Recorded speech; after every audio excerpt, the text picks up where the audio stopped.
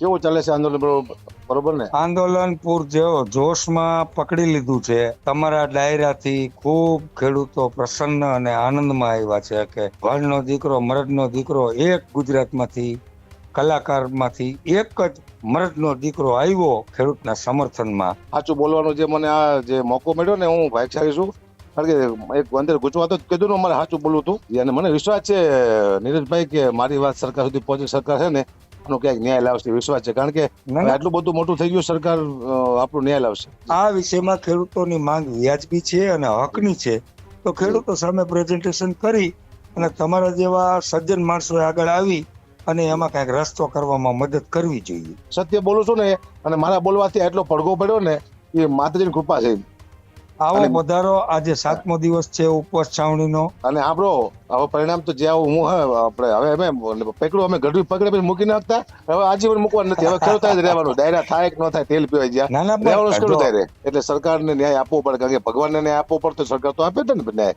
આપે આપણો કોઈ સ્વાર્થ તો છે નહીં આમાં.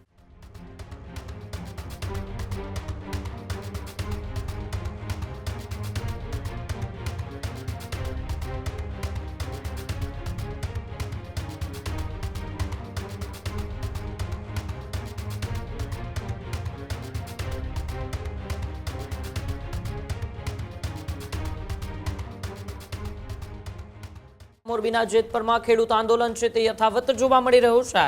3 દિવસ પહેલા હકાબા ગઢવીએ ડાયરામાં હાજરી આપી હતી, ત્યારે ખેડૂત નેતા નિલેશ એરવાડિયાની હકાબા ગઢવી સાથેની વાતચીત છે તે વાયરલ થઈ છે. તમે એકમાત્ર કલાકાર છો જે ખેડૂતોના સમર્થનમાં આવ્યા, આવી વાત એરવાડિયાએ કરી. તમારા ડાયરાથી ખેડૂતો ખૂબ પ્રસન્ન છે.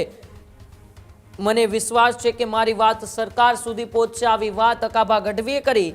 મને લાગે છે કે સરકાર ન્યાય લાવશે. મધ્યસ્થી થવી જોઈએ અને સૌએ ખેડૂતોને ટેકો આપવો જોઈએ, આવી વાત નિલેશ એરવાડિયાએ કરી. સરકારને સમજાવવું જોઈએ અને ખેડૂતોને પણ સમજાવવા જોઈએ. મેં આટલા બધા પ્રોગ્રામ કર્યા પણ આ સૌથી સારો પ્રોગ્રામ રહ્યો, આવી વાત હકાબા ગઢવીએ કરી. ખેડૂતો માટે નિસ્વાર્થ ભાવે પ્રોગ્રામ કર્યા છે, આવી વાત હકાબા ગઢવીએ કરી હતી. ત્યારે મોરબીના જેતપરમાં 3 દિવસ પહેલા હકાબા ગઢવીએ જે ડાયરો કર્યો હતો, જાહેર મંચ ઉપરથી હકાબા ગઢવી ખેડૂતોના સમર્થનમાં આવ્યા હતા. તેને લઈને ઉપવાસી આંદોલનકારી નિલેશ એરવાડિયા છે તેઓ હકાબા ગઢવીનો આભાર માની રહ્યા છે અને તે ઓડિયો અને તેમ બંને વચ્ચે થયેલી વાતચીત છે તે હાલ વાયરલ થઈ રહી છે. આવો એ વાતચીત જ સાંભળીએ કે હાસ્ય કલાકાર હકાબા ગઢવી અને ઉપવાસી આંદોલનકારી નિલેશ એરવાડિયા વચ્ચે શું વાતચીત થઈ. હકાબા, જય માતાજી. એમ નીરજભાઈ મજામાં? મજામાં હકાબા. કેવું ચાલે છે આંદોલન? બરોબર ને? આંદોલન જેવો જોશમાં પકડી લીધું છે. આખા ગુજરાતના ખેડૂતોની માંગ લઈને ઉપવાસ છાવણીમાં બેઠા છીએ. અમરનાથ ઉપવાસમાં તમારા ડાયરાથી ખૂબ ખેડૂતો પ્રસન્ન અને આનંદમાં આવ્યા છે કે ભણનો દીકરો મરદનો દીકરો એક ગુજરાતમાંથી કલાકારમાંથી એક જ મરદનો દીકરો આવ્યો ખેડૂતના સમર્થનમાં. એટલે ખૂબ રાજી હે, ખૂબ આનંદમાં હે. તમે જોયું હતું કે માણસો નતું, હમ તો બધું લોક થઈ ગયું હતું, રોડ રસ્તા. જી મને માતાજી પ્રેરણા કરી. મને સાચું બોલવાનો જે મને આ જે મોકો મળ્યો ને, હું ભાગ્યશાળી છું. કારણ કે એક અંદર ગુજરાત જ કીધું ને, મારે સાચું બોલવું હતું. પણ હકાબા જગતનો તાજ છે, અન્નદાતા છે. અન્નદાતાને તમે સમર્થન ન કરો, તમે જેનું ખાવ એને તમે ટેકો ન દો, કોને દો? અને મને વિશ્વાસ છે નીરજભાઈ કે મારી વાત સરકાર સુધી પહોંચી. સરકાર છે ને એનો ક્યાંક ન્યાય લાવશે, વિશ્વાસ છે. કારણ કે આટલું બધું મોટું થઈ ગયું, સરકાર આપણું ન્યાય લાવશે.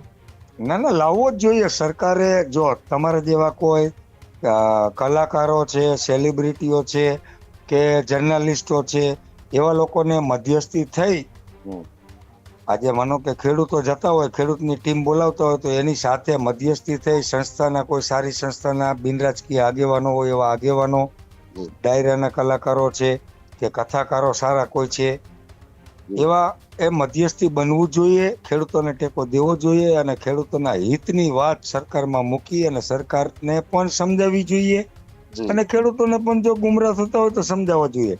પણ આ વિષયમાં ખેડૂતોની માંગ વ્યાજબી છે અને હકની છે, તો ખેડૂતો સામે પ્રેઝન્ટેશન કરી અને તમારા જેવા સજ્જન માણસોએ આગળ આવી અને એમાં કઈક રસ્તો કરવામાં મદદ કરવી જોઈએ. તમે આટલા ઉપવાસમાં બેઠા છો ભાઈ, આટલા દિવસ 5-6 થી તમે ખાતું નથી અને મને આવી પ્રેરણા થઈ. આપણે માતાની કૃપા કહેવાય અને સત્ય માતે છે એટલે વાંધો નહીં આવે, કારણ કે નિસ્વાર્થ છે. તમે પણ નિસ્વાર્થ છો, હું નિસ્વાર્થ છું. કારણ કે જી, ખેડૂત જી. માટે આપણે કરી રહ્યા છીએ. કારણ કે મને રાતે ઊંઘ બહુ હારી આવી જીવનમાં. કે આટલા પ્રોગ્રામ કર્યા, અમે પહેલી વાર એક સારું કાર્ય કર્યું છે. અને એ તો નિસ્વાર્થી આપણો કોઈ નથી સ્વાર્થ, આપણે સરકારનો નથી, મારે ખેડૂતનો સ્વાર્થ. માત્ર એક સત્ય બોલું છું ને, અને મારા બોલવાથી એટલો પડઘો પડ્યો ને, એ માતાજીની કૃપા છે. આવો અને પધારો. આજે 7મો દિવસ છે ઉપવાસ છાવણીનો. અને અમારો મીડિયાને શુભેચ્છા આપજો. આપણે ગુજરાતનું મીડિયા છે ને ભાઈ, ના ના એને ના, બહુ સપોર્ટ મીડિયા કર્યો, બહુ સપોર્ટ કર્યો આપણને. મીડિયાએ આપણને આખી ટોટલ ગુજરાત મીડિયાએ ખૂબ સાથ સહકાર આપ્યો હોય. એમાં ટેલિમીડિયા વાળા મિત્રોનો વધુ સાથ સહકાર છે. પણ તમામ મિત્રોનો અમે આભાર માની છીએ. અમે બધી વ્યવસ્થા એ લોકો માટે જમવાની રહેવાની બધી કરેલી છે. અને આપણો હવે પરિણામ તો જ્યાં હું આપણે હવે અમે પકડું, અમે ગઢવી પકડે પછી મૂકી નાખતા. હવે આજીવન મૂકવાનું નથી. હવે ખેડૂત જ રહેવાનું. ડાયરા થાય કે ન થાય, તેલ પીવાય જ્યાં ના ના, રહેવાનું પણ ખેડૂત રહે. જો રાજાશાહીમાં ચારણોને અને ગઢવીની ભૂમિકા શું હતી? જી જ્યારે કાંઈ રાજની અંદર અઘટિત ઘટના બનતી હોય અથવા તો રાજનું નુકસાન થતું હોય, ત્યારે ચારણો અને ગઢવીઓ જી એ નુકસાની રોકવા માટે આગળ આવતા. જી જી જી જી બરોબર છે. તો જી. એક તમારી તો તમે રાજદ્વારી કહેવાય, રાજના દ્વારી કહેવાય. એટલે જી. રાજનું અઘટિત થતું હોય ત્યારે હું તો એવું કહું છું કે તમારા આખા ચારણ સમાજને, આખા જી. ગઢવી સમાજને જી. આ ખેડૂતોના સમર્થનમાં જેટલા ડાયરા કરે છે ને જેટલાને બોલતા માં ભગવતીની સોનલાઈની કૃપા હોય, હમ. અને જેના કંઠે સરસ્વતી આવી હોય જી. અને માં ખખડતી હોય, એને જી. ખેડૂતોના સમર્થનમાં આવવું જોઈએ. એ તો ચારણો તો સમર્થનમાં જોઈ. પણ બીજી વાત એ કરું કે મારી આટલું નામ હતું એટલે હું આવ્યો ને, એટલે મારો આખો ચારણ સમાજ આવ્યો માની લેવાનું તમારે, કે આ ચારણ સમાજ હા. બોલે. હકાભાઈ એક બોલતો, હા, એ તો આખો તમે ગઢવી કીધું કે સમાજ ભાઈ છે. તમે કીધું આખા સમાજનું સમર્થન છે. જી પણ મારી એક લાગણી છે જી કે આજે કોઈ પણને સંત સુરા ને દાતાર જે માના પેટમાંથી ઉદરમાંથી જન્મે ને બાપુ, જી. એવી જ રીતે ચારણ અને ગઢવીના હા કંઠે સરસ્વતી બિરાજમાન છે. તો વાહ, દિનેશભાઈ. સરસ્વતી વાળો વ્યક્તિ આવી અને સારી બે વાતો કરે ને, તો ખેડૂતના આ વિચારો હે ખેડૂત હકબા. સાચી અને વાત, તમે સાચી વાત. લાગણીના બે શબ્દો કોને જી તોય ભરાઈ જાય. ના આજ ના નિલેશભાઈ, હું તમને એક શુભેચ્છા આપું છું ભાઈ. તમે શરૂઆત તમે આ કરી અને તમે મને બોલાવ્યો ને, વાહ વાહ. અહીંયાથી આ કામ શરૂ થયું છે. અને હવે બહુ જલ્દી ન્યાય સરકાર આપશે, મને એ વિશ્વાસ છે. કારણ કે આટલા બધા અવાજ ઉભી થાય ને, એટલો બધો દેશમાં, ગુજરાત આખામાં, એટલે સરકારને ન્યાય આપવો પડે. કારણ કે ભગવાનને ન્યાય આપવો પડે તો સરકાર તો આપે જ ને ન્યાય. આપે આપણો કોઈ સ્વાર્થ તો છે નહીં આમાં. આજીવન ખેડૂત સાથે શું હકાબા બોલ્યા એટલે બોલ્યા. હવે પ્રોગ્રામ જે એક બાજુ આવે કે ન આવે, જે માતાજીની હવે જે થવું થાય. પણ હું હવે ખેડૂતને મૂકવા નથી, ચિંતા ના કરતા.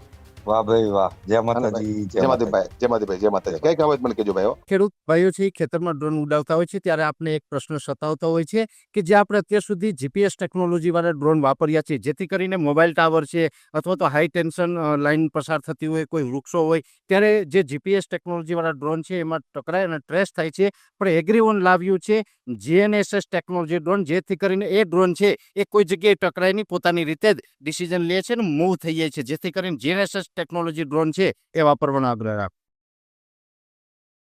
આ જ પ્રકારની તમામ અપડેટ જોવા માટે ન્યૂઝરૂમ ગુજરાતને લાઇક, શેર અને સબસ્ક્રાઇબ કરવાનું ભૂલતા નહીં.